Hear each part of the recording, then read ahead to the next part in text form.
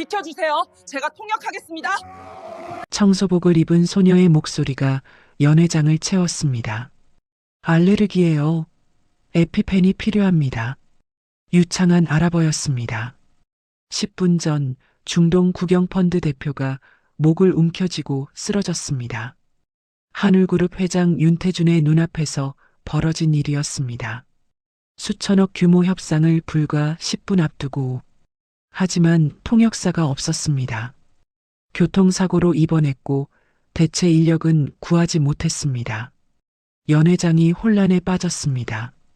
수행원들이 외치고 있었지만 아무도 알아듣지 못했습니다. 한울그룹 직원들은 우왕좌왕했습니다. 의료팀을 불렀지만 무슨 일인지 파악조차 할 수 없었습니다. 복도에서 청소 카트를 밀던 한 소녀가 그 소리를 들었습니다. 그녀는 수행원들의 외침을 정확히 이해하고 있었습니다. 알레르기, 호흡곤란, 부어오르는 얼굴. 소녀는 더 이상 망설이지 않았습니다.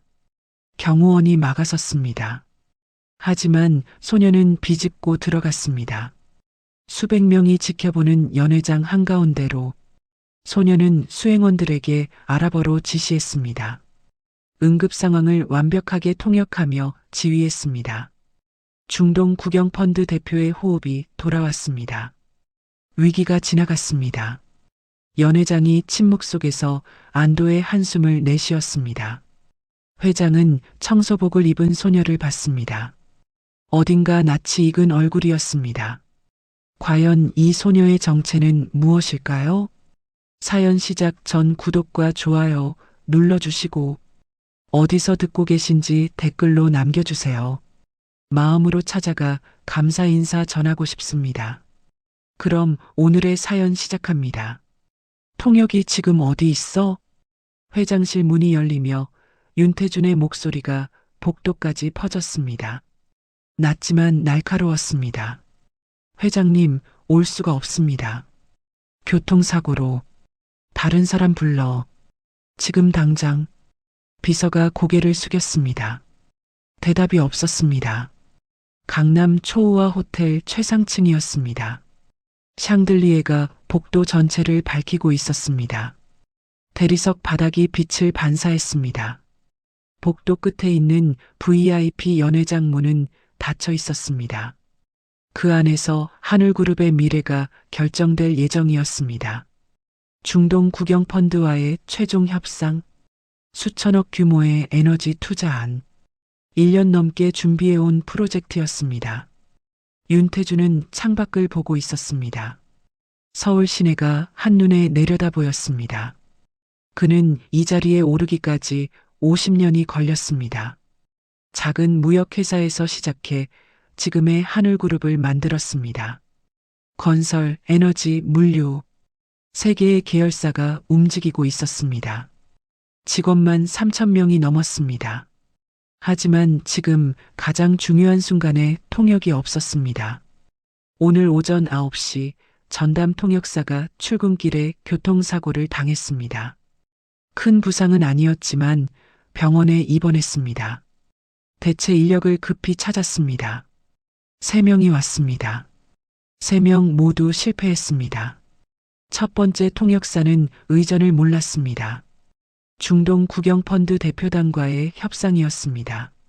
종교적 관습, 인사 방식, 대화 순서, 모든 것이 중요했습니다. 그러나 첫 번째 통역사는 일반 비즈니스 통역만 해왔습니다. 시범 통역에서 호칭을 틀렸습니다. 윤태준은 즉시 내보냈습니다. 두 번째 통역사는 전문 용어를 몰랐습니다. 에너지 투자안이었습니다. LNG, 탄소 배출권, 신재생 포트폴리오, 기술 용어가 쏟아졌습니다. 두 번째 통역사는 중간에 막혔습니다. 윤태준의 표정이 굳었습니다. 세 번째 통역사는 긴장으로 무너졌습니다. 회장 앞에서 말을 더듬었습니다. 손이 떨렸습니다. 시범 통역 30초 만에 스스로 포기했습니다. 이제 연회장 입장까지 10분이 남았습니다. 전략실장 최도연이 회장실로 들어왔습니다. 그는 침착한 표정을 유지하고 있었습니다. 양복이 흐트러짐 없이 단정했습니다. 넥타이 핀이 빛을 받아 반짝였습니다. 그는 윤태준이 가장 신뢰하는 참모였습니다. 15년을 함께 일해왔습니다. 전략기획, 해외사업, 투자유치, 주요 프로젝트마다 최도연이 있었습니다. 최도연은 회장 옆에 섰습니다. 잠시 침묵이 흘렀습니다. 그가 먼저 입을 열었습니다. 시간을 벌어보겠다고 했습니다. 먼저 인사만 나누고 협상 본론은 오후로 미루겠다고 했습니다. 통역 부재를 솔직히 설명하고 양해를 구하는 방법이었습니다. 윤태준은 최도연을 봤습니다. 다른 방법이 없었습니다. 고개를 끄덕였습니다. 최도연은 고개를 숙이고 나갔습니다. 그의 뒷모습을 보면서 윤태준은 무언가를 느꼈습니다. 최도연의 눈빛이 평소와 달랐습니다. 침착함 뒤에 무언가가 숨어 있었습니다. 계산이었습니다. 윤태준은 그것을 알아챘습니다. 50년 기업을 경영하면서 사람을 읽는 법을 배웠습니다. 하지만 지금은 달리 방법이 없었습니다. 같은 시각 호텔 뒤편 복도였습니다. 한서아는 청소 카트를 밀고 있었습니다. 카트 위에는 수건, 세제, 쓰레기 봉투가 놓여 있었습니다. 그녀는 복도 끝 창문 쪽으로 갔습니다. 유리창을 닫기 시작했습니다. 손이 리듬 있게 움직였습니다. 익숙한 동작이었습니다. 서아는 알바생이었습니다. 호텔 청소팀에서 일한 지 3개월이 됐습니다. 아침 6시부터 오후 2시까지 일했습니다. 시급은 10,000원이었습니다. 하루 8시간, 한 달이면 180만 원 정도였습니다. 서아는 대학 등록금을 모으고 있었습니다. 1년 전 고등학교를 졸업했습니다. 대학에 합격했지만 등록금이 없었습니다. 학자금 대출을 알아봤지만 보증인이 필요했습니다. 서아에게는 없었습니다. 아버지는 서아가 어렸을 때 세상을 떠났습니다. 어머니는 행방을 알 수 없었습니다. 서아는 고등학교 때부터 혼자 살았습니다. 고시원 한 칸에서 친척도 없었습니다. 보호자가 될 사람이 아무도 없었습니다. 그래서 일했습니다. 아침에는 호텔 청소, 오후에는 편의점 아르바이트, 저녁에는 온라인 과외. 하루에 12시간씩 일했습니다. 1년이 지나면 등록금이 모일 것이었습니다. 그 1년을 버티는 중이었습니다. 서아가 창문을 닫고 있을 때 소리가 들렸습니다. 외국어였습니다. 급한 목소리들이었습니다. 서아는 손을 멈췄습니다. 귀를 기울였습니다. 복도 저쪽에서 들려오는 소리였습니다. VIP 연회장 쪽이었습니다. 서아는 카트를 그대로 두고 조용히 다가갔습니다. 모퉁이에서 멈췄습니다. 연회장 입구가 보였습니다. 하늘그룹 직원 여러 명이 서 있었습니다. 그 앞에 중동 복장을 한 사람들이 있었습니다. 대화가 오가고 있었지만 통하지 않았습니다. 서아는 그 외국어를 알아들었습니다. 아랍어였습니다. 서아는 아랍어를 할 수 있었습니다.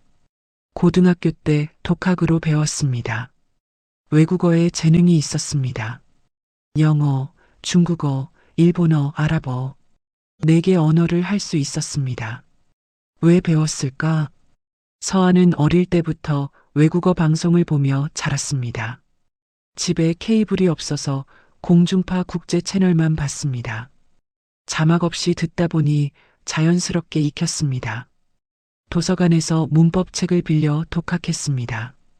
온라인 강의를 무료로 들었습니다. 그렇게 쌓인 실력이었습니다. 하지만 지금까지 써본 적은 없었습니다. 호텔 청소 알바에서 외국어가 필요한 순간은 없었습니다. 손님들은 서아를 보지 않았습니다. 청소하는 사람은 투명한 존재였습니다. 서아는 그들의 대화를 들었습니다. 하늘그룹 직원들은 당황한 표정이었습니다. 제스처로 의사를 표현하려 했지만 한계가 있었습니다. 중동 대표단은 점점 불편한 기색을 보였습니다.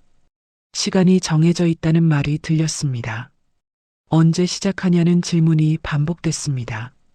서한은 그 상황을 지켜봤습니다. 입을 열어야 할까? 망설여졌습니다. 자신은 청소 알바였습니다. VIP 연회장에 들어갈 자격이 없었습니다. 그러나 저들은 지금 당장 통역이 필요했습니다. 서한은 그것을 알고 있었습니다. 서한은 한 발 물러섰습니다. 그리고 다시 청소 카트로 돌아갔습니다. 유리창을 닫기 시작했습니다. 손이 움직였지만 머릿속은 복잡했습니다. 내가 나설 수 있을까? 저 사람들이 날 받아들일까? 청소복을 입은 내가. 서한은 창문에 비친 자신의 모습을 봤습니다. 낡은 청소복이었습니다. 머리는 묶여 있었고 화장기는 없었습니다. 손에는 걸레가 쥐어져 있었습니다. 이 모습으로 연회장에 들어간다는 게 상상이 되지 않았습니다. 그 순간 다시 소리가 들렸습니다. 이번에는 더 큰 소란이었습니다. 급한 발소리들이 복도를 채웠습니다. 서한은 고개를 돌렸습니다. 연회장 쪽이었습니다. 무언가 일어나고 있었습니다. 서한은 걸레를 내려놓았습니다. 그리고 다시 그쪽으로 걸어갔습니다. 이번에는 멈추지 않았습니다. 발걸음이 빨라졌습니다. 본능이 말하고 있었습니다. 지금 누군가에게 도움이 필요하다고. 연회장 입구가 혼란스러웠습니다. 사람들이 모여들고 있었습니다. 안에서 비명 같은 소리가 들렸습니다. 외국어로 뭔가를 외치는 목소리들이었습니다. 하늘그룹 직원들이 황급히 안으로 들어갔습니다. 서한은 입구 가까이 다가갔습니다. 안을 들여다봤습니다. 중동 대표단 중 한 명이 의자에서 쓰러져 있었습니다. 목을 움켜쥐고 있었습니다. 호흡이 거칠었습니다. 얼굴이 붉어지고 있었습니다. 주변 사람들이 그를 둘러쌌습니다. 수행원들이 외치고 있었습니다. 급박한 목소리들이었습니다. 호텔 직원들은 무슨 말인지 몰라 우왕좌왕했습니다. 누군가 물을 가져왔습니다. 다른 누군가는 부채질을 했습니다. 하지만 상황은 나아지지 않았습니다. 오히려 악화되고 있었습니다. 윤태준이 연회장 안으로 들어왔습니다. 최도연이 그 뒤를 따랐습니다. 윤태준의 얼굴이 굳어 있었습니다. 상황을 파악하려 했지만 언어가 통하지 않았습니다. 직원에게 물었습니다. 직원도 제대로 대답하지 못했습니다. 수행원들이 뭐라고 하는데 알아들을 수가 없다고 했습니다. 쓰러진 사람은 라심 아라디였습니다. 중동 국영펀드의 협상 대표였습니다. 이번 투자안의 최종 결정권자였습니다. 그가 지금 호흡 곤란으로 쓰러져 있었습니다. 목의 혈관이 붉어졌습니다. 얼굴이 점점 더 붉어졌습니다. 입술이 부어오르기 시작했습니다. 수행원들은 계속 외치고 있었습니다. 하늘그룹 직원들은 그 목소리를 듣고 당황했습니다. 분노처럼 들렸기 때문이었습니다. 격앙된 어조였습니다. 손짓도 격렬했습니다. 누군가 말했습니다. 저들이 화가 난 것 같다고, 우리한테 책임을 묻는 것 같다고. 최도연이 끼어들었습니다. 일단 진정시켜야 한다고 했습니다. 의료팀을 불렀냐고 물었습니다. 직원이 대답했습니다. 오고 있다고. 최도연은 빨리 오게 하라고 지시했습니다. 그러나 상황은 나아지지 않았습니다. 라심의 호흡이 더 거칠어졌습니다. 얼굴이 점점 더 붉어졌습니다. 목 주변이 부어오르고 있었습니다. 손이 허공을 휘저었습니다. 산소를 찾는 움직임이었습니다. 서한은 입구에서 그 모습을 보고 있었습니다. 수행원들의 말이 들렸습니다. 서한은 집중했습니다. 그들이 무슨 말을 하는지 들었습니다. 숨을 못 쉰다는 말, 얼굴이 부어오른다는 말, 아까 가려워했다는 말, 알레르기라는 단어. 서한은 그 단어들을 알아들었습니다. 분노가 아니었습니다. 공황이었습니다. 그들은 화가 난 것이 아니라 두려워하고 있었습니다. 동료가 죽어가고 있다고 생각하고 있었습니다. 서아는 연회장 안을 봤습니다. 테이블 위에 디저트 트레이가 놓여 있었습니다. 작은 케이크들이 줄지어 있었습니다. 그 위에 장식이 있었습니다. 견과류였습니다. 잘게 부순 아몬드와 호두가 케이크 위에 뿌려져 있었습니다. 서아는 그것을 봤습니다. 그리고 라심의 상태를 다시 봤습니다. 목을 잡고 있는 손, 부어오르는 얼굴, 거친 호흡, 그리고 수행원들이 외치는 알레르기라는 단어. 연결됐습니다. 땅콩 알레르기, 아나필락시스 쇼크. 서아는 온라인에서 본 적이 있었습니다. 응급의학 영상이었습니다. 우연히 본 것이었지만 기억에 남아 있었습니다. 증상이 정확히 일치했습니다. 서아는 더 이상 망설이지 않았습니다. 입구로 걸어갔습니다. 경호원이 막아섰습니다. 서아를 위아래로 훑었습니다. 청소복 차림이었습니다. 경호원이 손을 들어 막았습니다. 여기는 출입 금지 구역이라고 했습니다. 서아는 경호원을 똑바로 봤습니다. 목소리를 낮추고 또렷하게 말했습니다. 저분은 지금 알레르기 쇼크 상태라고, 당장 응급처치가 필요하다고. 경호원이 멈칫했습니다. 서아는 그 틈을 비집고 안으로 들어갔습니다.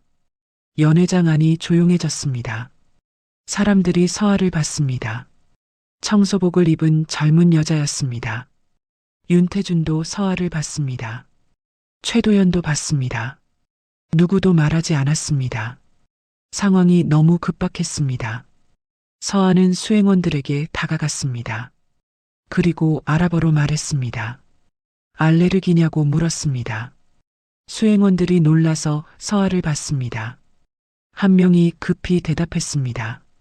네, 땅콩 알레르기라고. 서아는 다시 물었습니다. 약은 가지고 있냐고. 에피펜이 있냐고. 수행원이 대답했습니다. 가방에 있다고. 서아는 말했습니다. 가져오라고. 빨리. 수행원이 달려갔습니다. 서아는 라심에게 다가갔습니다. 그의 상태를 확인했습니다. 호흡이 얕았습니다. 맥박이 빨랐습니다. 얼굴과 목이 부어오르고 있었습니다. 의식은 있었지만 흐려지고 있었습니다. 서아는 윤태준을 봤습니다. 의료팀은 언제 오냐고 물었습니다. 윤태준이 대답했습니다. 곧 온다고. 서아는 말했습니다. 산소가 필요하다고. 그리고 119에 연락하라고. 병원으로 가야 한다고. 지금 당장. 윤태준은 서아를 보고 있었습니다. 이 젊은 여자가 누구인지 몰랐습니다. 하지만 그녀의 목소리에는 확신이 있었습니다. 명령이 아니었습니다. 지시도 아니었습니다. 필요한 조치를 말하고 있었습니다. 정확하게. 윤태준은 비서에게 말했습니다. 119 부르라고. 비서가 전화를 걸었습니다. 수행원이 가방을 들고 돌아왔습니다. 에피펜을 꺼냈습니다. 서아에게 건넸습니다. 서아는 받아서 확인했습니다. 사용법을 알고 있었습니다. 온라인에서 본 적이 있었습니다. 응급의학 채널이었습니다. 몇 번이나 반복해서 봤던 영상이었습니다. 서아는 라심의 허벅지에 에피펜을 찔렀습니다. 약물이 주입됐습니다. 몇 초가 지났습니다. 라심의 호흡이 조금 나아지기 시작했습니다. 완전히 회복된 것은 아니었습니다. 하지만 최악의 순간은 지나갔습니다. 의료팀이 도착했습니다. 산소 마스크를 가져왔습니다. 라심에게 씌웠습니다. 호흡이 안정됐습니다. 얼굴의 붓기가 천천히 가라앉기 시작했습니다. 연회장이 조용해졌습니다. 사람들은 라심을 지켜보고 있었습니다. 호흡이 돌아오고 있었습니다.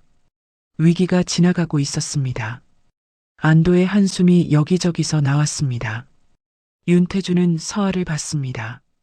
서아는 라심 옆에 무릎을 꿇고 앉아 있었습니다. 청소복 차림이었습니다. 하지만 그 모습에서 윤태주는 무언가를 느꼈습니다. 침착함이었습니다. 확신이었습니다. 그리고 능력이었습니다. 최도연도 서아를 보고 있었습니다. 그의 눈빛이 복잡했습니다. 놀라움과 경계심이 섞여 있었습니다. 이 여자는 누구인가? 어디서 나타난 것인가? 왜 아랍어를 하는가? 왜 응급처치를 하는가? 구급차가 도착했습니다. 라심이 들것에 실렸습니다. 수행원들이 따라갔습니다. 한 명이 서아에게 다가와 아랍어로 말했습니다. 고맙다고, 당신이 그분을 살렸다고. 서아는 고개를 끄덕였습니다. 대답하지 않았습니다. 연회장이 비었습니다. 사람들이 하나둘 나갔습니다. 서아도 나가려고 했습니다. 경호원이 더 이상 막지 않았습니다. 그때 윤태준이 말했습니다. 잠깐이라고. 서아가 멈췄습니다. 돌아봤습니다. 윤태준이 다가오고 있었습니다. 최도연도 그 옆에 있었습니다. 윤태준이 물었습니다. 이름이 뭐냐고. 서아는 대답했습니다. 한서아라고. 윤태준이 다시 물었습니다. 여기서 뭐하는 사람이냐고. 서아는 대답했습니다. 청소 알바라고. 윤태준은 서아를 보고 있었습니다. 잠시 말이 없었습니다. 그리고 물었습니다. 아랍어는 어디서 배웠냐고. 서아는 대답했습니다. 독학했다고. 윤태준이 물었습니다. 왜? 서아는 대답하지 않았습니다. 대답할 수 없었습니다. 그냥 외국어가 좋았다고 말할 수는 없었습니다. 먹고 살기 위해 배운 것도 아니었습니다. 그냥 배우고 싶어서 배웠다고 말하기에는 이 순간이 너무 무거웠습니다. 윤태준은 더 묻지 않았습니다. 대신 말했습니다. 오늘 고맙다고. 내가 없었으면 큰일 날 뻔했다고. 서아는 고개를 숙였습니다. 아니라고 했습니다. 서아는 고개를 숙이고 나갔습니다. 복도로 나와 청소 카트로 돌아갔습니다. 손이 떨렸습니다. 방금 무슨 일이 일어난 건지 실감이 나지 않았습니다. 유리창을 닦던 걸레가 그대로 있었습니다. 물기가 마르고 있었습니다. 서아는 카트를 밀고 복도를 걸었습니다. 다른 층으로 가야 했습니다. 청소할 곳이 아직 많이 남아 있었습니다. 일과는 계속됐습니다. 그러나 한 가지는 확실했습니다. 오늘 이후 무언가가 달라질 것이었습니다. 그날 오후 병원에서 연락이 왔습니다. 라심의 상태가 안정됐다는 소식이었습니다. 알레르기 쇼크에서 완전히 회복했습니다. 다음 날부터 협상 일정을 재개할 수 있다고 했습니다. 담당 의사는 조금만 늦었어도 위험했을 거라고 덧붙였습니다. 에피펜을 정확한 시기에 투여한 것이 생명을 구했다고 했습니다. 윤태준은 안도했습니다. 하지만 동시에 걱정도 있었습니다. 통역 문제가 여전히 해결되지 않았기 때문이었습니다. 오늘 일로 협상은 하루 연기됐습니다. 그러나 내일부터는 다시 시작해야 했습니다. 준비할 시간이 하루밖에 없었습니다. 전략실에서 긴급회의가 열렸습니다. 윤태준, 최도연 그리고 인사팀장이 참석했습니다. 테이블 위에는 통역사 후보자 명단이 놓여 있었습니다. 하지만 대부분 일정이 맞지 않았습니다. 급하게 구하려니 선택지가 좁았습니다. 인사팀장이 보고했습니다. 추가로 2명을 더 컨택했다고. 하지만 일정이 맞지 않는다고. 한 명은 다른 프로젝트에 투입되어 있었고 다른 한 명은 해외 출장 중이었습니다. 윤태준은 답답한 표정으로 창밖을 봤습니다.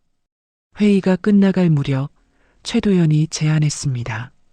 외부 통역 에이전시를 쓰는 방법이 있다고. 비용이 들어도 확실한 인력을 구할 수 있다고. 윤태준은 고개를 끄덕였습니다. 빨리 진행하라고 지시했습니다.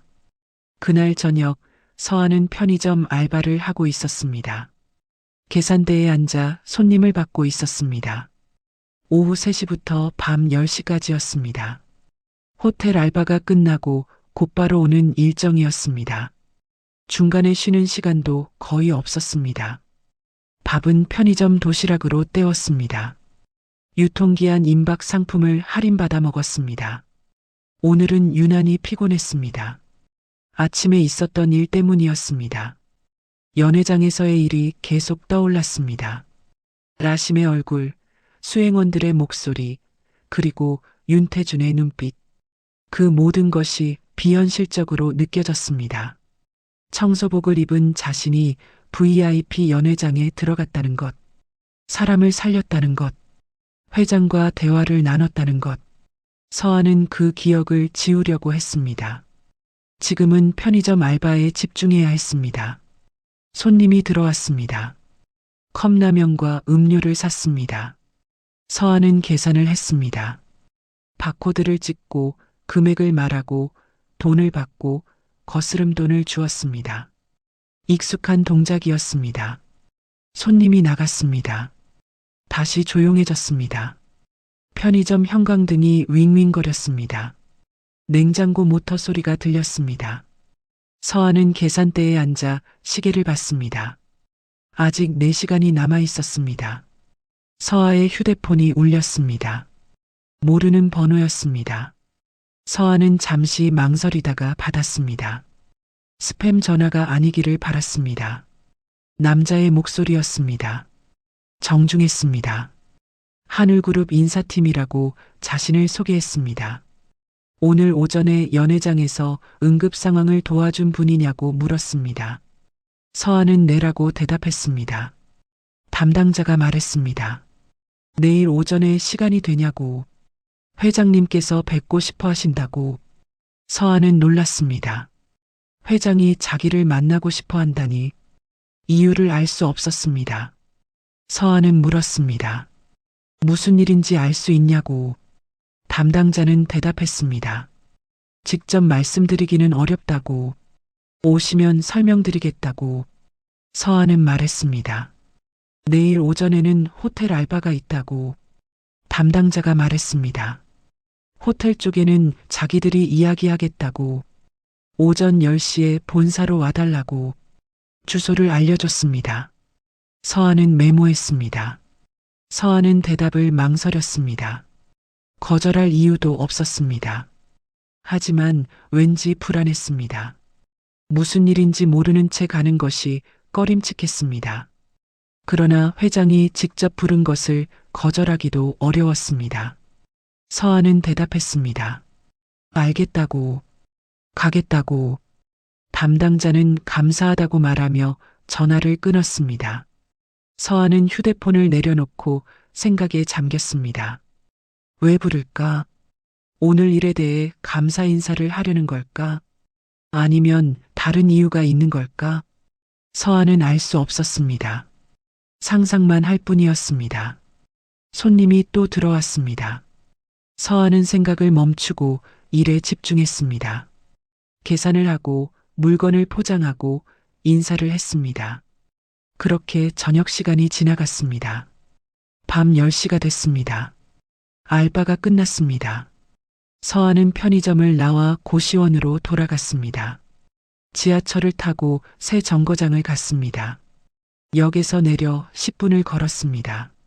좁은 골목 안쪽에 고시원이 있었습니다. 서아의 방은 3층이었습니다. 엘리베이터가 없어서 계단을 올라갔습니다. 복도는 좁았고 냄새가 났습니다. 서아는 자기 방 문을 열었습니다. 방은 작았습니다. 침대와 책상이 전부였습니다. 창문은 작았고 환기가 잘 되지 않았습니다. 하지만 서아에게는 이곳이 집이었습니다.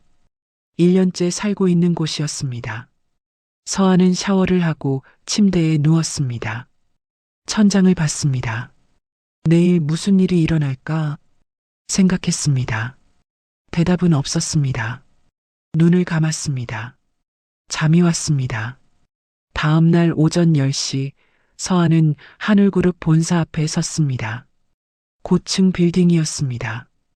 유리로 된 외벽이 햇빛을 반사했습니다. 입구가 넓었습니다. 사람들이 드나들었습니다. 모두 정장 차림이었습니다. 서아는 로비로 들어갔습니다. 대리석 바닥이 넓었습니다. 천장이 높았습니다. 안내 데스크가 중앙에 있었습니다. 서아는 다가가서 신분을 밝혔습니다. 회장님과 약속이 있다고 말했습니다. 안내 직원이 확인했습니다. 명단에 서아의 이름이 있었습니다. 방문증을 발급해줬습니다. 목에 걸라고 했습니다. 서아는 방문증을 받아 목에 걸었습니다. 엘리베이터를 탔습니다. 최상층 버튼을 눌렀습니다. 다른 사람들도 함께 탔습니다. 중간층에서 하나씩 내렸습니다. 최상층까지 가는 사람은 서아뿐이었습니다. 문이 열렸습니다. 비서가 기다리고 있었습니다. 서아를 보고 이름을 확인했습니다.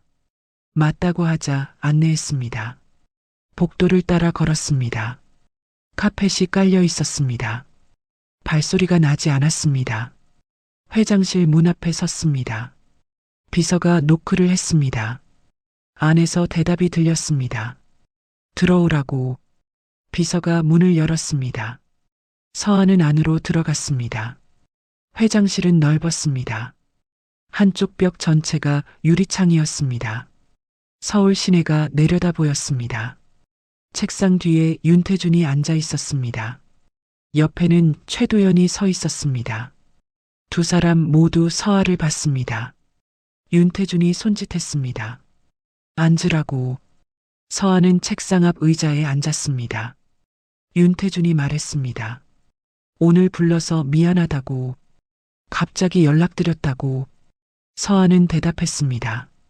괜찮다고. 윤태준이 계속 말했습니다. 어제 정말 고마웠다고. 내가 아니었으면 큰일 날 뻔했다고. 서아는 다시 대답했습니다. 아니라고. 윤태준은 잠시 서아를 보고 있었습니다. 그리고 본론으로 들어갔습니다. 사실 오늘 부탁이 있어서 불렀다고 했습니다.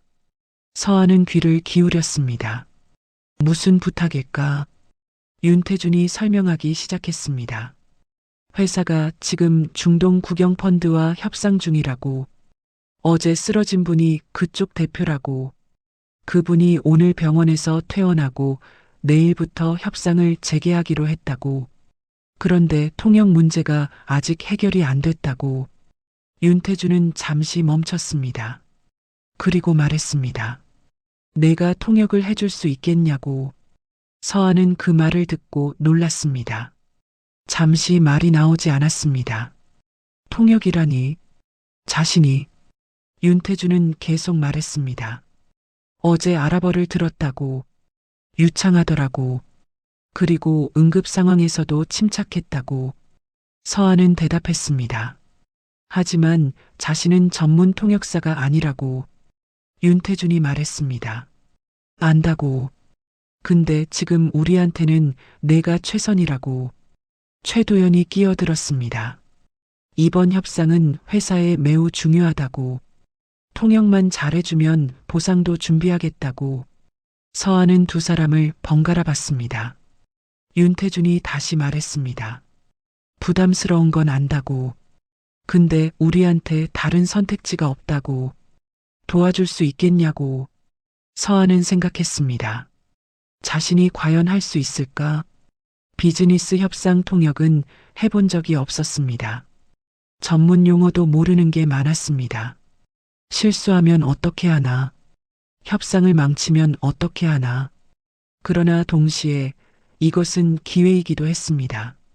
만약 잘 해낸다면 자신의 능력을 증명할 수 있었습니다. 더 이상 청소 알바가 아닐 수 있었습니다. 서아는 입을 열었습니다. 해보겠다고 대답했습니다. 윤태준의 얼굴이 밝아졌습니다.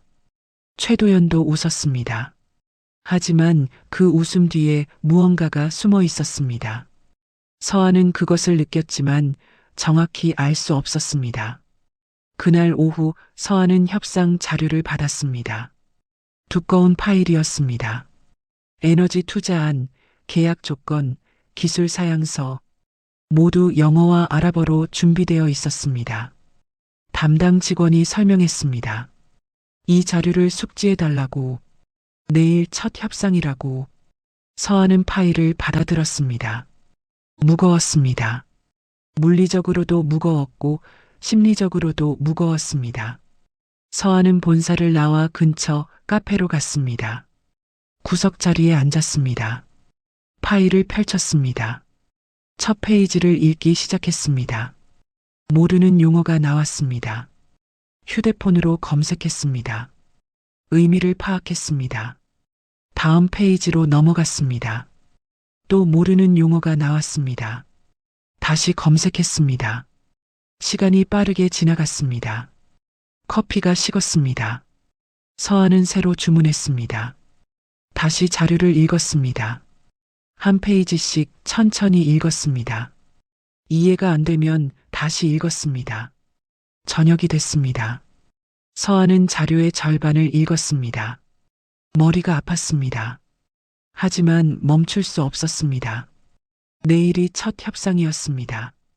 서하는 샌드위치를 하나 사서 먹었습니다. 그리고 다시 자료를 펼쳤습니다.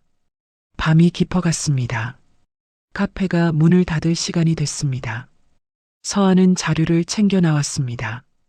고시원으로 돌아갔습니다. 방에 앉아 자료를 다시 펼쳤습니다. 새벽까지 읽었습니다. 눈이 감겼습니다. 잠깐 눈을 붙였습니다. 아침이 왔습니다. 알람이 울렸습니다. 서하는 일어나 씻었습니다. 옷을 갈아입었습니다. 가방에 자료를 넣었습니다. 오늘이 시작이었습니다. 호텔 VIP 연회장이었습니다. 이틀 전 라심이 쓰러졌던 바로 그곳이었습니다. 하지만 이번에는 분위기가 달랐습니다. 테이블이 다시 세팅됐습니다. 디저트는 없었습니다. 대신 물과 차만 준비됐습니다. 알레르기 유발 식품은 철저히 배제됐습니다. 서하는 일찍 도착했습니다. 오전 9시였습니다. 협상 시작 1시간 전이었습니다. 단정한 옷차림이었습니다. 검은색 블라우스에 회색 바지였습니다. 화장은 옅게 했습니다. 머리는 깔끔하게 묶었습니다. 가방 안에는 어젯밤 공부한 자료가 들어 있었습니다.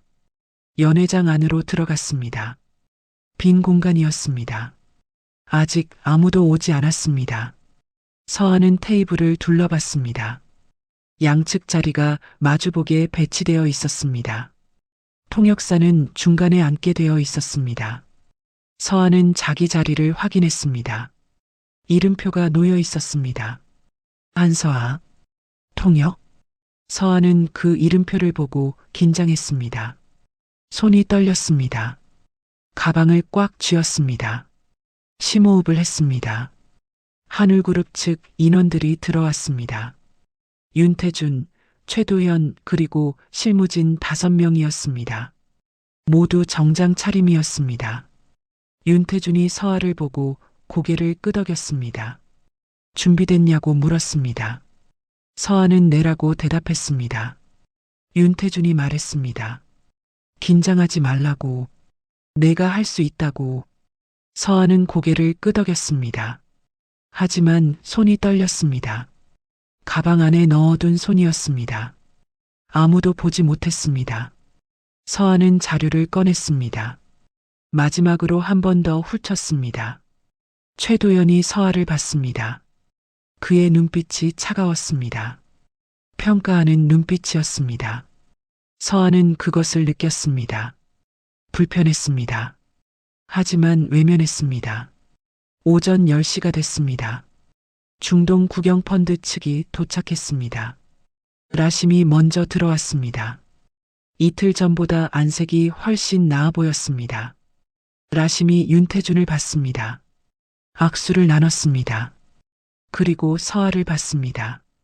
잠시 멈췄습니다. 라심이 아랍어로 말했습니다. 당신이 그날 나를 도와준 분이냐고. 서하가 아랍어로 대답했습니다. 네, 맞다고. 라심은 서하에게 다가왔습니다. 손을 내밀었습니다. 서아는 악수를 받았습니다. 라심이 말했습니다. 고맙다고. 당신이 아니었다면 자신은 지금 여기 없었을 거라고. 서아는 대답했습니다. 괜찮다고. 라심은 서아를 보며 미소를 지었습니다. 그리고 윤태준에게 말했습니다. 서아가 통역했습니다. 회장님, 당신 회사에는 훌륭한 인재가 있다고. 윤태준이 웃었습니다. 감사하다고 대답했습니다. 모두 자리에 앉았습니다. 협상이 시작됐습니다. 첫 안건은 투자 규모였습니다. 라심이 말했습니다. 서아가 통역했습니다. 하늘그룹 측이 답했습니다. 서아가 다시 아랍어로 옮겼습니다. 처음에는 떨렸습니다. 목소리가 작았습니다. 하지만 점점 익숙해졌습니다. 어젯밤 공부한 용어들이 떠올랐습니다. 문장이 자연스럽게 나왔습니다. 양측의 말을 정확히 전달했습니다. 윤태준은 서아를 보면서 놀랐습니다. 통역이 정확했습니다. 빠르기도 적당했습니다. 양측의 의도를 정확히 전달하고 있었습니다. 전문 통역사와 비교해도 뒤지지 않았습니다. 최도연도 서아를 보고 있었습니다. 그의 눈빛이 복잡했습니다. 놀라움이 있었습니다. 그리고 경계심도 있었습니다. 이 여자가 생각보다 능력이 있다는 것을 알았습니다. 그것이 마음에 걸렸습니다. 1시간이 지났습니다.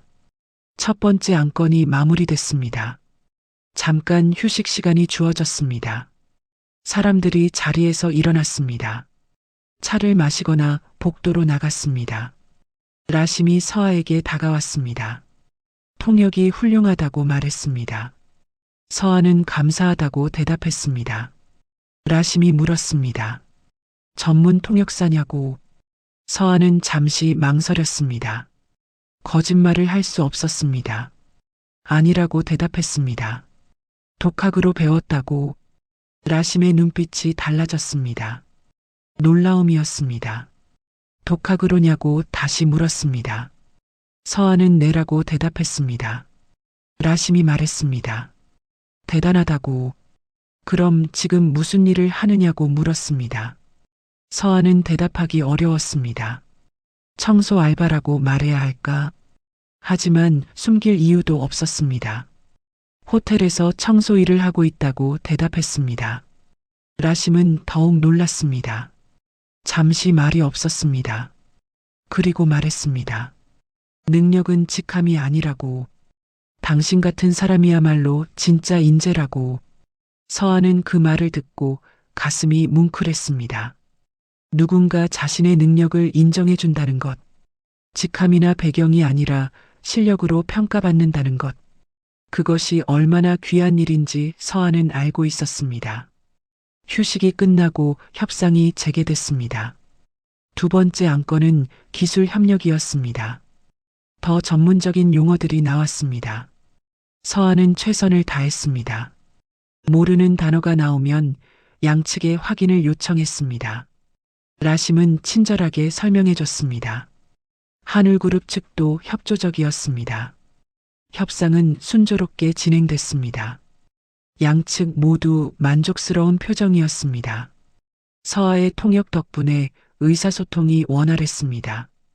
오해가 없었습니다. 뉘앙스까지 정확히 전달됐습니다. 오후 3시 협상이 일단락됐습니다. 오늘 목표했던 안건을 모두 마쳤습니다. 윤태준이 라심에게 말했습니다. 오늘 좋은 진전이 있었다고. 라심이 대답했습니다. 네, 자신도 그렇게 생각한다고. 그리고 라심은 덧붙였습니다. 한 가지 요청이 있다고. 윤태준이 말했습니다. 말씀하라고. 라심이 말했습니다. 남은 협상 기간 동안 이 통역사를 계속 쓰고 싶다고. 윤태준이 서아를 봤습니다. 서아도 놀란 표정이었습니다. 라심이 계속 말했습니다. 이번 협상의 신뢰는 이분이 증명했다고.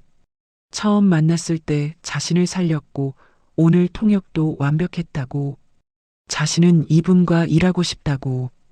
능력 있는 사람과 함께 일하는 것이 최선이라고 윤태주는 잠시 생각했습니다.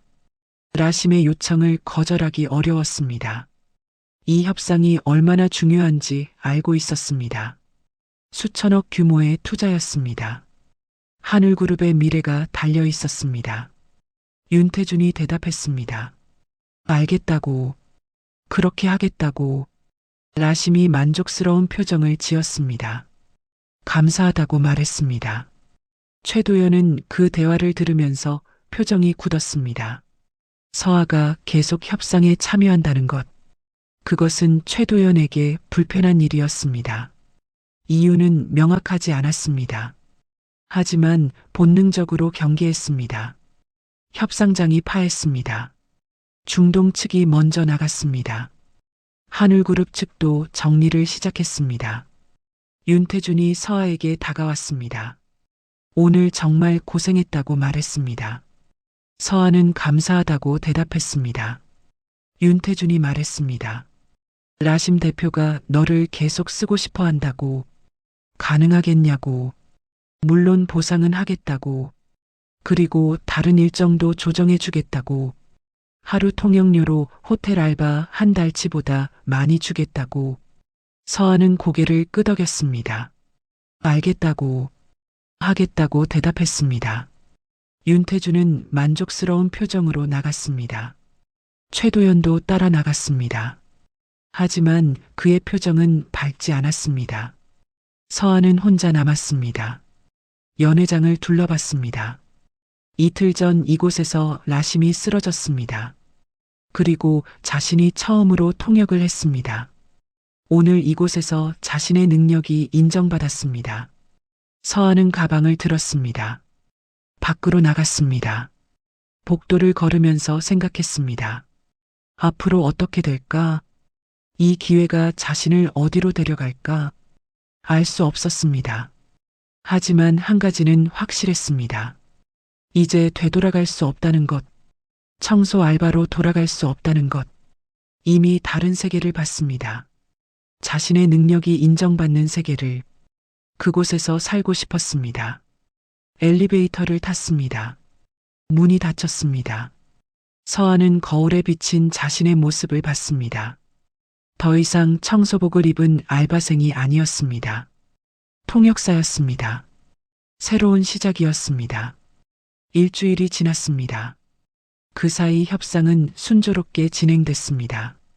서아는 매일 연회장에 나갔습니다. 오전 10시부터 오후 5시까지 통역을 했습니다. 투자 규모, 기술 협력, 계약 조건, 안건들이 하나씩 합의됐습니다. 라심은 서아의 통역에 만족했습니다. 윤태준도 마찬가지였습니다. 서아는 호텔 알바를 그만뒀습니다. 편의점 알바도 정리했습니다. 하늘그룹에서 받는 통역료가 훨씬 많았습니다. 하루 통역료가 한 달 알바비보다 많았습니다. 처음으로 여유가 생겼습니다. 하지만 동시에 부담도 커졌습니다. 협상이 잘못되면 어떻게 하나? 실수하면 어떻게 하나? 그런 생각들이 밤마다 서아를 괴롭혔습니다. 잠을 제대로 자지 못했습니다. 고시원 방에서 뒤척였습니다.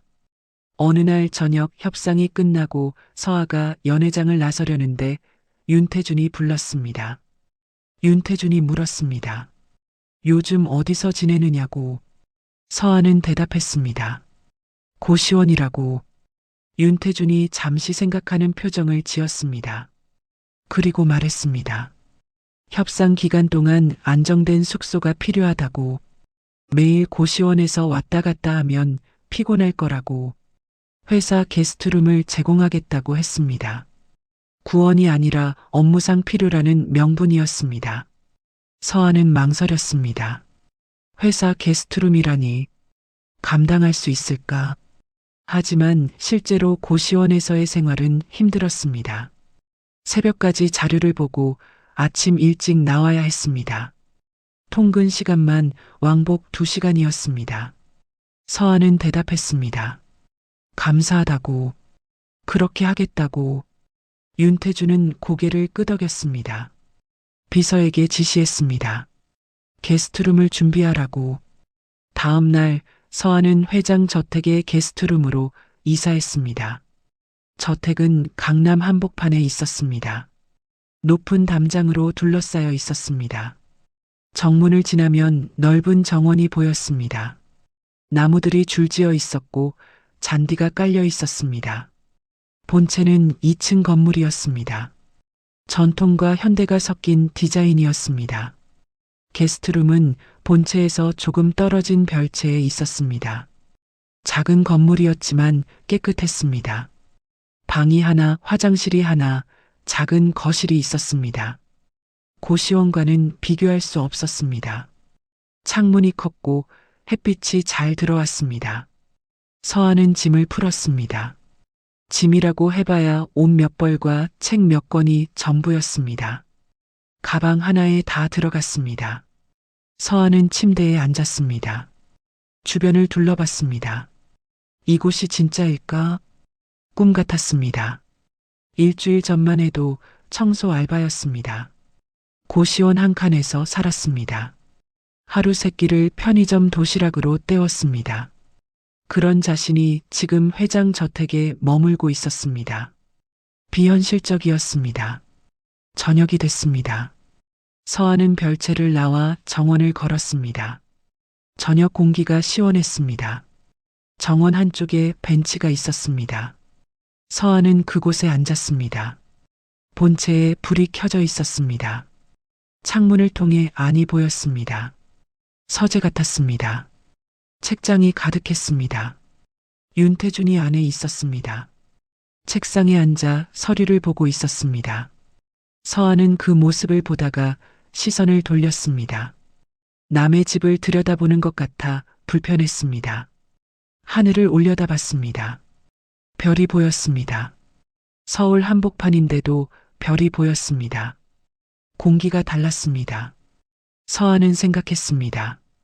이 모든 게 언제까지 계속될까? 협상이 끝나면 어떻게 될까? 다시 고시원으로 돌아가야 할까? 아니면 다른 기회가 올까? 알 수 없었습니다. 미래는 불확실했습니다. 며칠 후 서한은 본체에 들어갈 일이 생겼습니다. 윤태준이 협상 자료를 본체 서재에 두고 왔다며 가져오라고 했습니다. 비서가 안내했습니다. 본체 현관을 지나 복도를 걸었습니다. 복도 벽에는 사진들이 걸려 있었습니다. 가족 사진이었습니다. 젊은 시절의 윤태준이 보였습니다. 옆에 여자가 있었습니다. 부인인 것 같았습니다. 그리고 아이 하나가 있었습니다. 남자아이였습니다. 서한은 걸음을 멈췄습니다. 사진 하나를 자세히 봤습니다. 어린 남자아이의 사진이었습니다. 10살쯤 되어 보였습니다. 밝게 웃고 있었습니다. 서한은 그 얼굴을 보고 가슴이 뛰었습니다. 어딘가 익숙했습니다. 누구를 닮았을까? 생각했지만 떠오르지 않았습니다. 비서가 불렀습니다. 서재가 저쪽이라고. 서한은 사진에서 시선을 떼고 따라갔습니다. 서재는 넓었습니다. 벽 세면이 책장이었습니다. 책들이 빼곡했습니다. 경영서, 역사책, 소설, 다양한 책들이 꽂혀 있었습니다. 책상 위에는 자료 몇 개가 놓여 있었습니다. 비서가 자료를 찾았습니다. 서하에게 건넸습니다. 서하는 받았습니다. 나가려다가 책상 한쪽을 봤습니다. 액자가 놓여 있었습니다. 사진이었습니다. 젊은 남자의 사진이었습니다. 아까 복도에서 본 남자아이가 자란 모습 같았습니다. 20살 정도로 보였습니다. 대학 졸업사진 같았습니다. 서한은 그 사진을 보고 멈췄습니다. 심장이 빠르게 뛰었습니다. 이유를 알 수 없었습니다. 얼굴이 어딘가 낯익었습니다. 누구일까? 윤태준의 아들일까? 서한은 가방에서 지갑을 꺼냈습니다. 지갑 안쪽에 작은 사진이 있었습니다.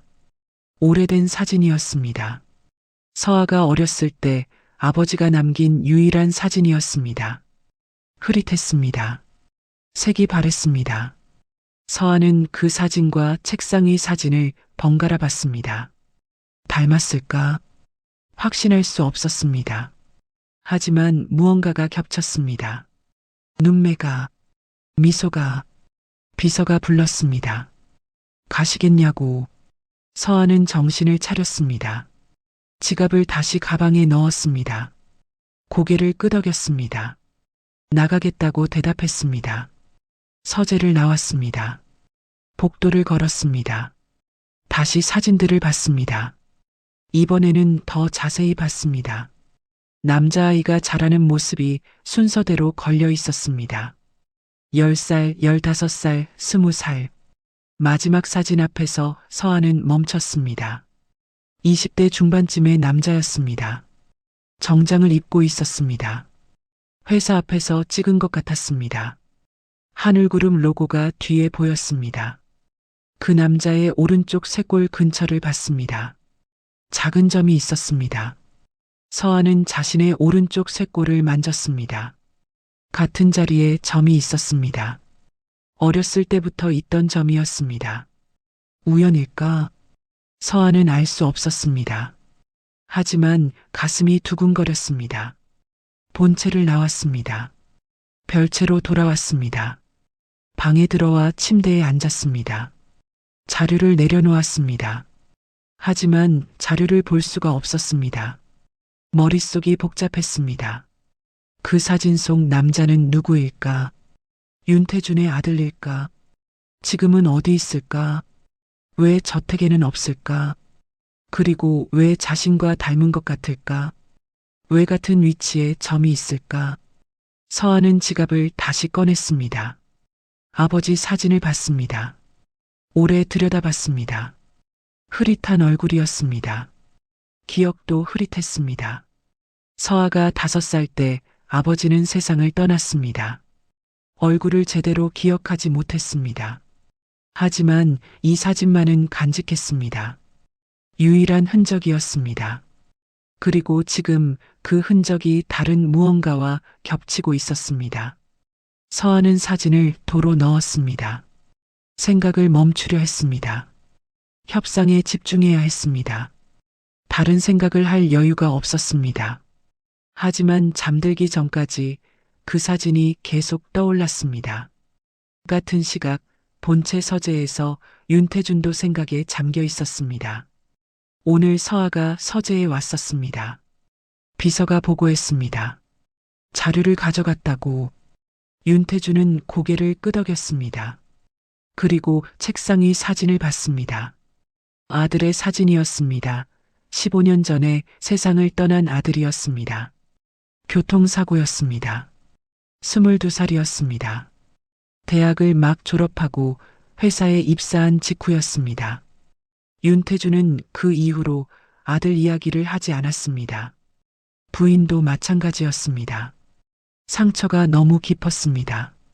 아들의 방은 그대로 두었습니다. 사진도 그대로 걸어두었습니다. 윤태준은 요즘 한서아를 볼 때마다 이상한 느낌을 받았습니다. 말투가 낯익었습니다. 눈매도 어딘가 익숙했습니다. 그리고 오늘 서재에서 서아를 봤을 때 확실히 느꼈습니다. 오른쪽 쇄골 근처에 작은 점이었습니다. 아들과 같은 위치에 있었습니다. 우연일 수도 있었습니다. 하지만 윤태준의 마음은 흔들렸습니다. 윤태준은 서랍을 열었습니다. 안에 오래된 편지 하나가 있었습니다. 15년 전 아들이 남긴 편지였습니다. 사고 나기 며칠 전에 쓴 것이었습니다. 윤태준은 그 편지를 펼쳤습니다. 읽었습니다. 여러 번 읽었던 내용이었습니다. 하지만 오늘은 다르게 읽혔습니다. 편지 마지막 줄에 이런 문장이 있었습니다. 아버지, 제게 숨긴 게 있다면 이제는 말씀해 주세요. 진실을 알고 싶습니다. 윤태준은 편지를 접었습니다. 다시 서랍에 넣었습니다. 창밖을 봤습니다. 별채 쪽이 보였습니다. 불이 켜져 있었습니다. 서아가 있는 방이었습니다. 윤태준은 혼자 중얼거렸습니다. 설마 그럴 리 없어. 우연일 거야. 하지만 마음 한구석에서 무언가가 속삭였습니다. 확인해 봐야 한다고. 윤태주는 창문을 닫았습니다. 불을 껐습니다. 오늘 밤은 잠들기 어려울 것 같았습니다. 협상은 막바지에 접어들었습니다. 2주가 더 지났습니다. 주요 조항들이 모두 합의됐습니다. 투자 금액, 지분 구조, 기술 이전 조건, 마지막으로 최종 서명만 남았습니다. 일주일 후로 예정됐습니다.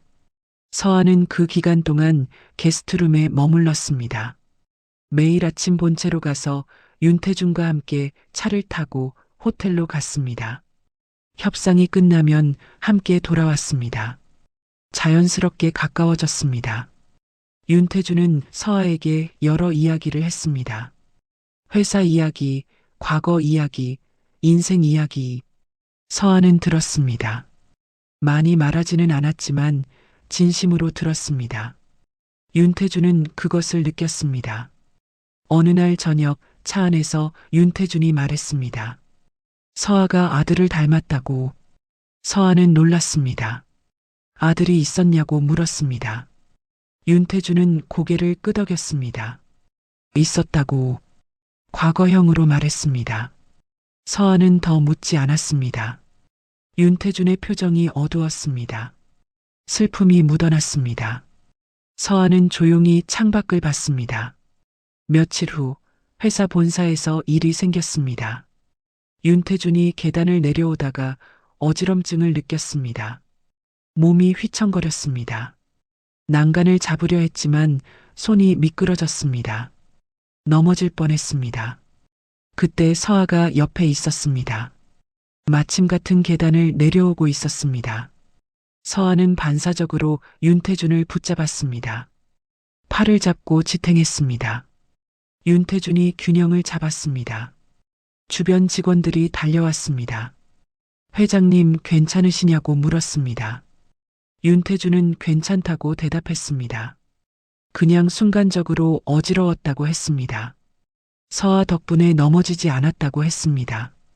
직원들은 안도했습니다. 서아에게 고맙다고 말했습니다. 서아는 당연한 일이라고 대답했습니다. 윤태준은 서아를 봤습니다. 진심으로 고맙다고 말했습니다. 그 순간을 멀리서 지켜보는 사람이 있었습니다. 최도연이었습니다. 그날 밤 최도연은 보안팀을 찾았습니다. CCTV 영상을 요청했습니다. 오늘 오후 계단에서 찍힌 영상이라고 했습니다. 보안팀은 영상을 찾아줬습니다. 최도연은 그것을 받았습니다. 사무실로 가져갔습니다. 영상을 재생했습니다. 윤태준이 계단을 내려오는 모습이 보였습니다. 뒤에서 서아가 따라오고 있었습니다. 윤태준이 휘청거렸습니다. 서아가 앞으로 나가 팔을 잡았습니다. 지탱했습니다. 최도연은 그 영상을 여러 번 돌려봤습니다. 각도를 확인했습니다. 서아가 윤태준을 부축하는 장면이 명확했습니다. 하지만 최도연은 다르게 볼 수 있다고 판단했습니다. 최도연은 영상 편집 프로그램을 열었습니다. 영상을 불러왔습니다. 부축하는 장면 직전 프레임을 잘랐습니다. 서아가 앞으로 나가는 장면만 남겼습니다. 윤태준이 휘청거리는 장면은 잘라냈습니다. 편집된 영상을 재생했습니다. 이제는 다르게 보였습니다. 서아가 윤태준을 밀치는 것처럼 보였습니다. 각도가 그렇게 만들었습니다. 부축하는 게 아니라 밀치는 것처럼. 최도연은 만족스러운 표정을 지었습니다. 이 영상이면 충분했습니다. 다음 날 최도연은 윤태준을 찾았습니다. 회장실에서 둘만 있을 때였습니다. 최도연은 조심스럽게 말을 꺼냈습니다. 회장님 건강이 걱정된다고. 요즘 어지럼증이 자주 있냐고 물었습니다. 윤태준은 대답했습니다. 가끔 있다고. 나이 탓인 것 같다고. 큰 문제는 아니라고 했습니다. 최도연은 고개를 끄덕였습니다. 그래도 검진을 받아보는 게 좋겠다고 말했습니다. 윤태준은 알겠다고 했습니다. 최도연은 서류 하나를 꺼냈습니다. 병원 검진 소견서였습니다. 지난달 윤태준이 받은 정기검진 결과였습니다. 최도연은 서류를 펼쳐 보였습니다. 한 항목을 가리켰습니다. 혈압이 조금 높다고 적혀 있었습니다. 스트레스 관리가 필요하다고 적혀 있었습니다. 최도연이 말했습니다. 회장님께서 요즘 무리하시는 것 같다고. 협상도 있고 회사 일도 많고 건강을 챙기셔야 한다고. 윤태준은 고개를 끄덕였습니다. 알겠다고 했습니다. 최도연은 그 대화를 통해 씨앗을 심었습니다. 윤태준의 건강이 좋지 않다는 씨앗. 판단력이 흐려질 수 있다는 씨앗. 며칠 후 최도연은 다시 윤태준을 찾았습니다. 이번에는 더 직접적이었습니다. CCTV 영상이 있다고 말했습니다. 회장님께서 보셔야 할 것 같다고 했습니다. 윤태준이 물었습니다. 무슨 영상이냐고. 최도연은 대답하지 않고 노트북을 열었습니다. 영상을 재생했습니다. 편집된 영상이었습니다. 화면에 서아가 윤태준에게 다가가는 모습이 보였습니다. 그리고 손을 뻗었습니다. 윤태준이 휘청거렸습니다. 영상이 거기서 끝났습니다. 윤태준은 영상을 보고 당황했습니다. 이게 뭐냐고 물었습니다. 최도연이 말했습니다. 지난번 계단에서 있었던 일이라고. 다시 보니 이상한 점이 있다고. 윤태준이 반박했습니다.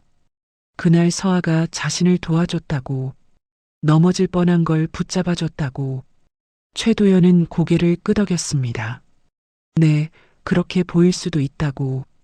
하지만 다른 각도에서 보면 다르게 보일 수도 있다고 말했습니다. 윤태준은 화가 났습니다. 무슨 말이냐고 물었습니다. 최도연은 조심스럽게 말했습니다. 혹시 회장님을 해치려는 의도가 있었던 건 아닐까 하고.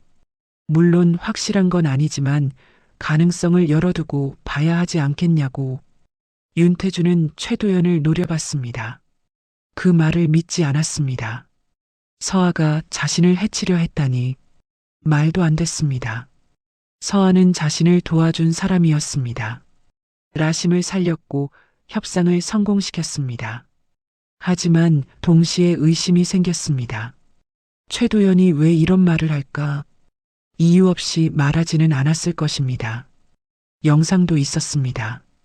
편집됐을 수도 있지만 확인할 방법이 없었습니다. 윤태준은 혼란스러웠습니다. 최근 건강도 좋지 않았습니다.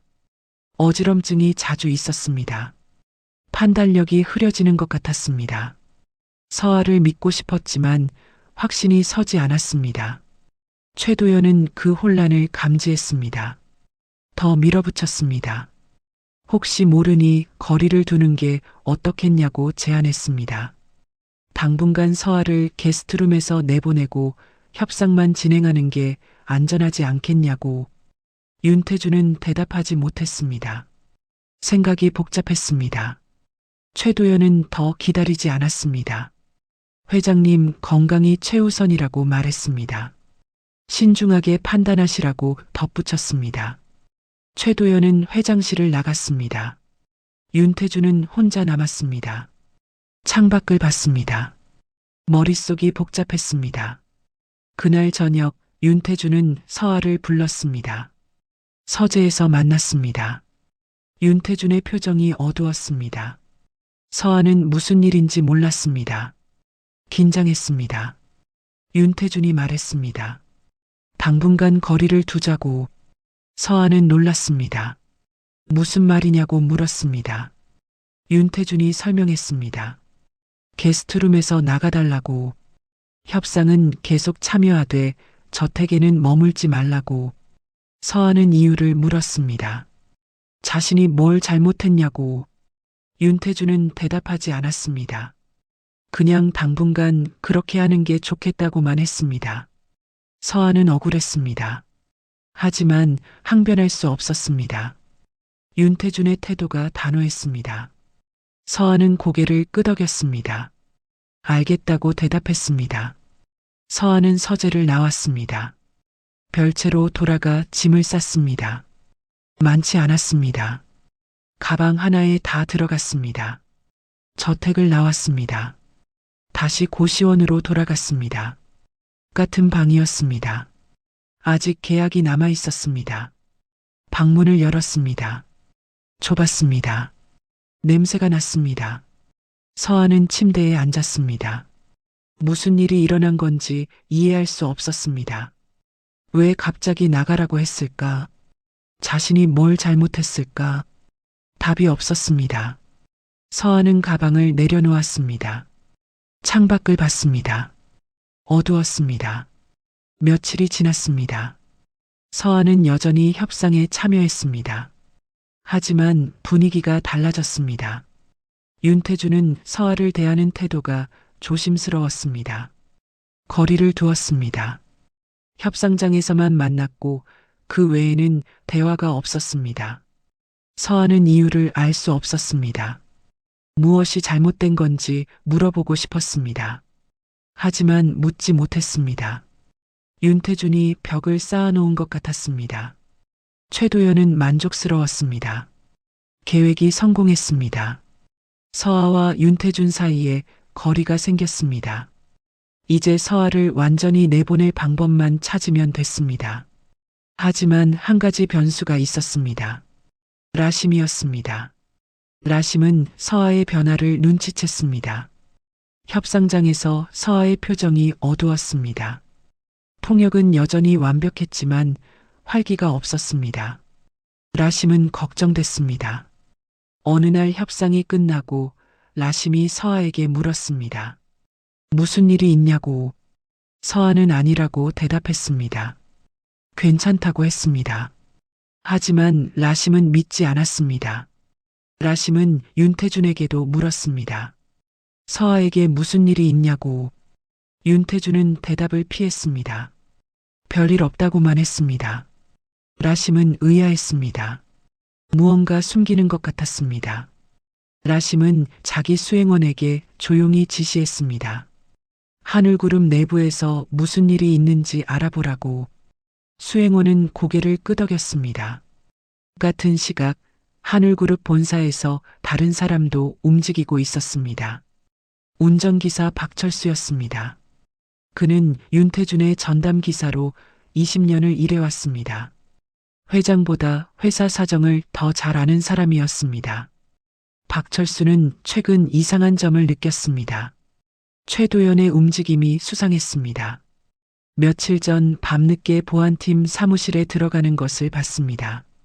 이유를 알 수 없었습니다. 박철수는 보안팀과 친했습니다. 오래 일하면서 친분을 쌓았습니다. 박철수는 보안팀 직원 하나에게 커피를 사주며 넌지시 물었습니다. 최도연이 며칠 전 무엇을 했냐고. 직원이 조심스럽게 말했습니다. CCTV 영상을 요청했다고. 계단에서 찍힌 영상이라고. 그리고 한참 사무실에 있다가 USB에 담아갔다고. 박철수는 고개를 끄덕였습니다. 박철수는 이상하다고 생각했습니다. 왜 최도연이 그 영상을 가져갔을까? 무엇을 하려는 걸까? 박철수는 보안팀에 부탁했습니다. 그 영상의 원본을 볼 수 있냐고. 직원은 망설였습니다. 하지만 박철수와의 오랜 친분 때문에 보여줬습니다. 단 비밀로 해달라고 했습니다. 박철수는 영상을 봤습니다. 윤태준이 계단을 내려오는 장면이었습니다. 휘청거렸습니다. 서아가 뒤에서 달려와 붙잡았습니다. 지탱했습니다. 명확했습니다. 박철수는 고개를 끄덕였습니다. 그리고 최도연이 가져간 영상이 이것과 같은지 물었습니다. 직원이 대답했습니다. 같은 시간대지만 USB에 담긴 파일은 확인하지 못했다고. 박철수는 짐작했습니다. 최도연이 영상을 편집했을 가능성이 있다고. 왜 편집했을까? 무엇을 숨기려는 걸까? 박철수는 결심했습니다. 이것을 회장님께 알려야 한다고. 그날 저녁 박철수는 윤태준을 찾았습니다. 회장실에서 둘만 있을 때였습니다. 박철수는 조심스럽게 말을 꺼냈습니다. 회장님께 보고 드릴 것이 있다고 윤태준이 물었습니다. 무엇이냐고 박철수는 설명했습니다. 최도연이 며칠 전 CCTV 영상을 요청했다고, 계단에서 찍힌 영상이라고, 그리고 자신이 원본을 확인해 봤는데 서아가 회장님을 부축하는 장면이 명확하다고. 윤태준은 멈췄습니다. 박철수가 계속 말했습니다. 혹시 최도연이 회장님께 다른 영상을 보여드린 건 아닌지 궁금하다고. 편집된 영상일 가능성이 있다고. 윤태준은 그 말을 듣고 얼어붙었습니다. 최도연이 보여준 영상이 떠올랐습니다. 서아가 자신에게 다가가는 장면, 손을 뻗는 장면, 휘청거리는 장면에서 끊긴 영상. 윤태준은 깨달았습니다. 그 영상이 편집됐을 가능성이 있다는 것을, 최도연이 자신을 속였을 가능성이 있다는 것을. 윤태준은 즉시 보안팀을 불렀습니다. 원본 영상을 가져오라고 지시했습니다. 보안팀은 영상을 가져왔습니다. 회장실에서 재생했습니다. 화면에 서아가 나타났습니다. 계단을 내려오고 있었습니다. 앞에서 윤태준이 걸었습니다. 윤태준이 휘청거렸습니다. 서아가 앞으로 달려왔습니다. 팔을 잡았습니다. 지탱했습니다. 명확했습니다. 서아는 윤태준을 도와준 것이었습니다. 해치려 한 게 아니었습니다. 윤태준은 화가 났습니다. 최도연에게 속았습니다. 서아를 의심하게 만들었습니다. 저택에서 내보냈습니다. 모든 것이 최도연의 조작이었습니다. 윤태준은 보안팀에게 물었습니다. 최도연이 영상을 요청한 기록이 있냐고. 보안팀이 대답했습니다. 네, 있다고. 로그에 남아있다고. 윤태준은 고개를 끄덕였습니다. 증거가 확보됐습니다. 다음 날 아침 윤태준은 최도연을 불렀습니다. 회장실에서 마주 앉았습니다. 윤태준의 표정이 차갑했습니다. 최도연은 눈치챘습니다. 무언가 잘못됐다는 것을. 윤태준이 물었습니다. 며칠 전 보여준 영상에 대해. 그게 원본이냐고. 최도연은 멈칫했습니다. 대답이 늦어졌습니다. 윤태준은 그것을 확인으로 받아들였습니다. 윤태준이 말했습니다. 원본을 확인했다고. 서아는 나를 도와준 것이라고. 내가 영상을 편집했다고. 최도연은 변명하려 했습니다. 하지만 윤태준은 막았습니다. 윤태준이 말했습니다. 보안팀 로그도 확인했다고. 내가 영상을 요청한 기록이 있다고. 편집한 흔적도 있다고. 최도연은 할 말을 잃었습니다. 윤태준은 차갑게 말했습니다. 당분간 휴직하라고. 조사가 끝날 때까지. 최도연은 항변하려 했습니다. 하지만 윤태준의 눈빛을 보고 입을 다물었습니다. 최도연은 회장실을 나갔습니다. 모든 것이 끝났습니다. 그날 오후 윤태준은 서아에게 전화를 걸었습니다. 만나고 싶다고 했습니다. 서아는 당황했습니다. 하지만 거절하지 못했습니다. 약속을 잡았습니다. 저녁에 저택 서재에서 만났습니다. 윤태준이 먼저 말했습니다. 미안하다고. 서아를 의심했다고. 잘못 판단했다고. 서아는 놀랐습니다. 무슨 일이 있었냐고 물었습니다. 윤태준은 설명했습니다. 최도연이 영상을 조작했다고. 자신을 속였다고. 그래서 서아를 오해했다고. 서아는 듣고 있었습니다. 이해가 됐습니다. 왜 갑자기 태도가 바뀌었는지, 왜 저택에서 나가라고 했는지. 윤태준이 말했습니다. 다시 게스트룸으로 돌아오라고. 협상도 마무리해야 하고. 서아는 잠시 생각했습니다. 그리고 고개를 끄덕였습니다. 알겠다고 대답했습니다. 윤태준은 서아를 보면서 말했습니다. 내가 나를 살린 건 통역 때문만이 아니라고. 사람을 먼저 본 마음 때문이라고. 라심을 살렸을 때도 그랬고, 나를 붙잡아줬을 때도 그랬다고. 서아는 그 말을 듣고 가슴이 뭉클했습니다. 윤태준이 계속 말했습니다. 내가 내 아들을 많이 닮았다고. 말투도 눈매도 행동도. 서아는 조심스럽게 물었습니다. 아드님은 어떻게 되셨냐고. 윤태준은 잠시 침묵했습니다. 그리고 말했습니다. 15년 전에 세상을 떠났다고. 교통사고였다고. 서아는 말이 없었습니다. 윤태준이 말했습니다. 아들과 같은 자리에 점이 있다고. 오른쪽 쇄골 근처에. 서아도 그곳에 점이 있다고. 서아는 자신의 쇄골을 만졌습니다. 점이 있었습니다. 어렸을 때부터 있던 점이었습니다. 윤태준이 물었습니다. 혹시 내 아버지에 대해 아는 게 있냐고. 서아는 대답했습니다. 거의 모른다고. 5살 때 돌아가셨다고. 사진 한 장만 남았다고. 윤태준은 그 사진을 보고 싶다고 했습니다. 서아는 지갑에서 사진을 꺼냈습니다. 오래되고 흐릿한 사진이었습니다. 윤태준은 그 사진을 받아들었습니다. 한참을 들여다봤습니다. 손이 떨렸습니다. 그리고 말했습니다. 이 사람을 안다고. 내 아들이라고. 서재가 조용해졌습니다. 서아는 윤태준을 봤습니다. 윤태준도 서아를 봤습니다. 두 사람 사이에 흐르는 것은 말로 표현할 수 없는 무언가였습니다. 윤태준이 천천히 말했습니다. 15년 전 아들이 교통사고로 세상을 떠났다고 했지만 사실은 달랐다고. 아들에게는 연인이 있었다고. 그 여자와 결혼하고 싶어 했다고. 하지만 윤태준은 반대했습니다. 집안이 맞지 않는다고 했습니다. 아들은 집을 나갔습니다. 연락이 끊겼습니다. 그리고 1년 후 교통사고 소식을 들었습니다. 윤태준은 그때 알았습니다. 아들에게 아이가 있었다는 것을, 딸이 태어났다는 것을. 하지만 그 여자는 아이를 데리고 사라졌습니다.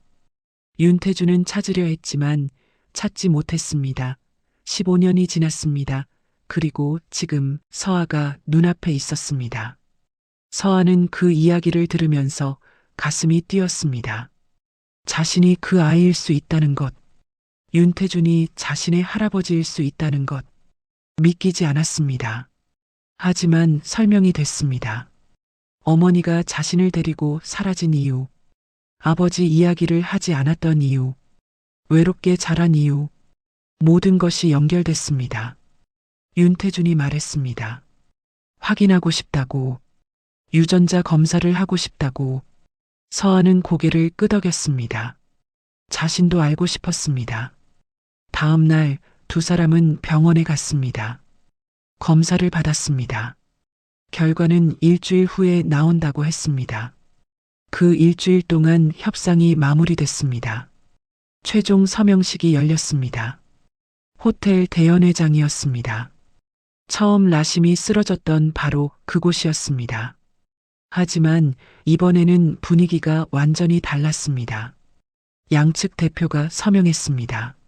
수천억 규모의 투자가 확정됐습니다. 하늘그룹의 새로운 시작이었습니다. 박수가 터졌습니다. 라심이 윤태준에게 악수를 청했습니다. 두 사람은 미소를 지으며 악수를 나눴습니다. 그리고 라심이 서아를 불렀습니다. 라심이 말했습니다. 이 협상이 성공한 것은 당신 덕분이라고. 통역을 넘어 신뢰를 만들어줬다고. 서아는 고개를 숙였습니다. 감사하다고 대답했습니다. 라심은 서아에게 명함을 건넸습니다. 언제든지 연락하라고. 일자리가 필요하면 도와주겠다고. 서아는 명함을 받았습니다. 감사하다고 다시 말했습니다. 서명식이 끝나고 일주일이 지났습니다. 유전자 검사 결과가 나왔습니다.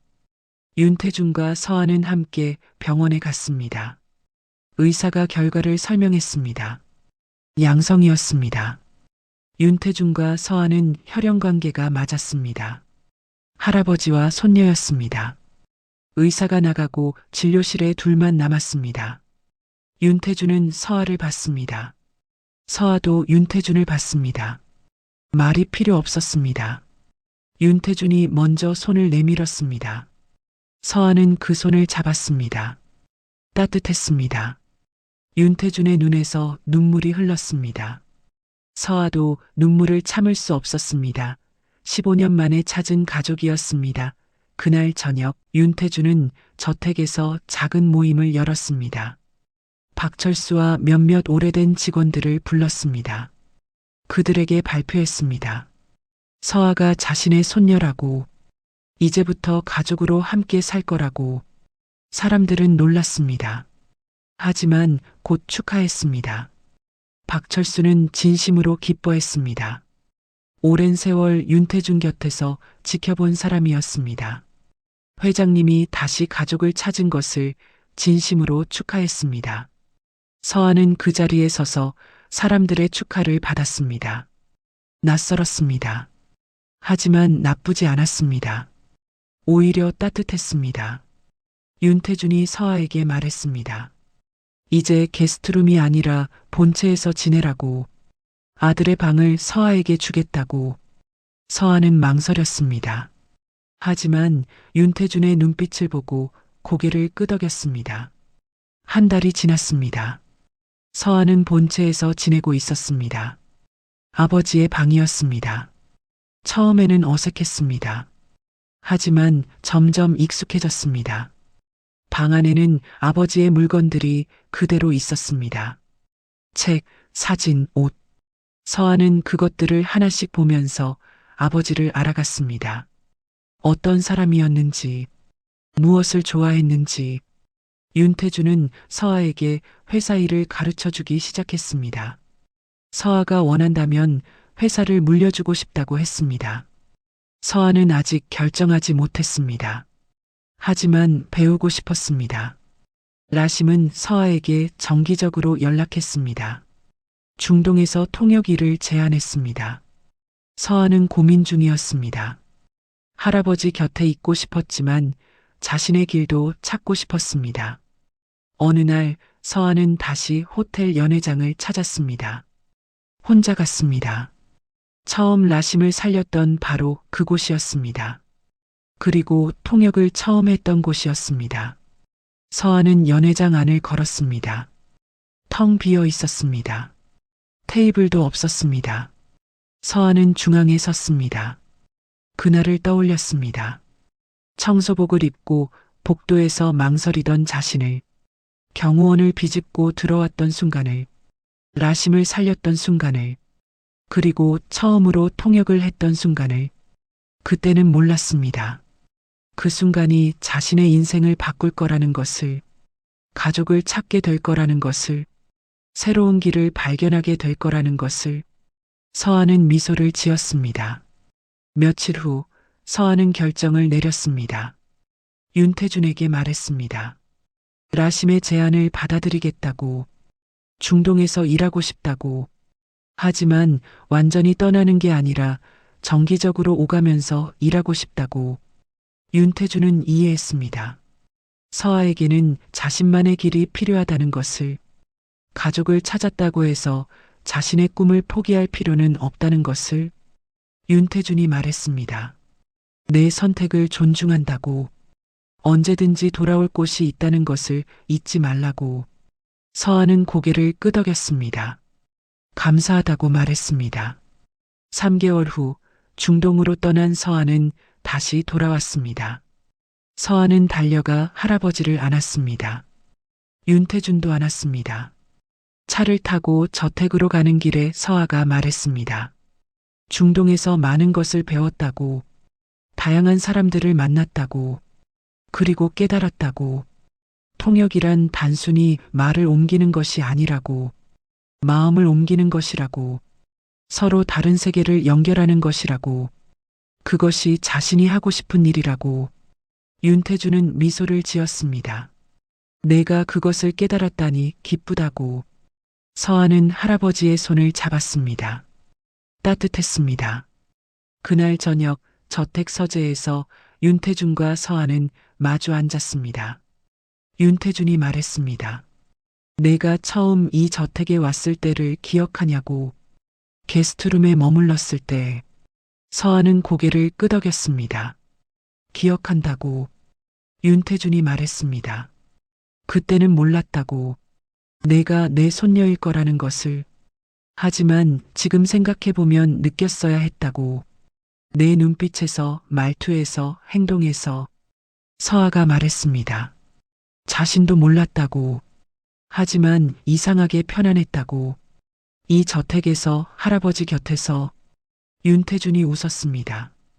피는 속일 수 없다고. 서아도 웃었습니다. 두 사람은 창밖을 봤습니다. 정원에 별빛이 내려앉고 있었습니다. 고요했습니다. 평화로웠습니다. 서아는 생각했습니다. 1년 전 자신은 고시원에서 홀로 살았다고. 청소 알바로 하루하루를 버텼다고. 가족이 없었고 미래가 보이지 않았다고. 하지만 지금은 달랐습니다. 가족이 있었습니다. 꿈이 있었습니다. 그리고 자신을 기다려주는 사람이 있었습니다. 서아는 할아버지를 봤습니다. 윤태준도 서아를 봤습니다. 말이 필요 없었습니다. 눈빛만으로 충분했습니다. 마지막 장면이었습니다. 몇 달 후 하늘그룹에서 신규 사업 발표회가 열렸습니다.